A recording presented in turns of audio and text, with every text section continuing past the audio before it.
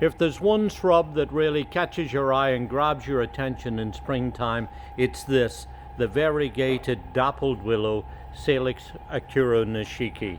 Now here's a form of willow that's native to Japan, but one that, as you see, carries this brilliant color in springtime, and especially good when it's heavily sheared like these plants are here.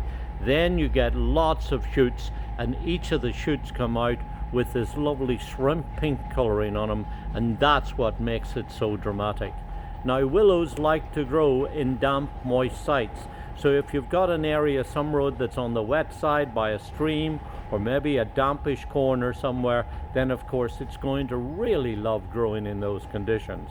But it will also do very well in an average garden soil, especially if you dig in some organic matter and mulch it too. And what I'd suggest you do if you get one of these is that you try each spring, when the leaves are just beginning to go over, is just go in and shear it back, and that will keep it bushy and compact, encourage it to make lots of young fresh growth, which of course is where it carries all of its colors. You'll see as you go through the season that it starts out first now with all of this young pink growth, which gradually changes to a white dappled effect on the leaves, and then eventually goes through to almost green leaves with just white flecks on them.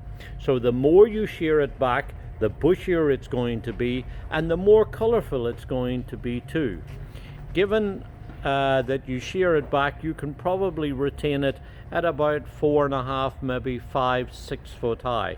If you don't trim it back, it will be more open, it will be a bit taller, and it will have pink tips to its shoots, but not nearly as many as when it's sheared back.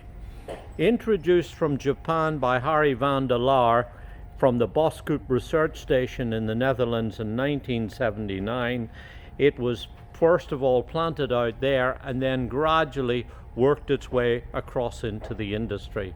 Now widely grown and really enjoyed as a way of creating this spectacular color each spring.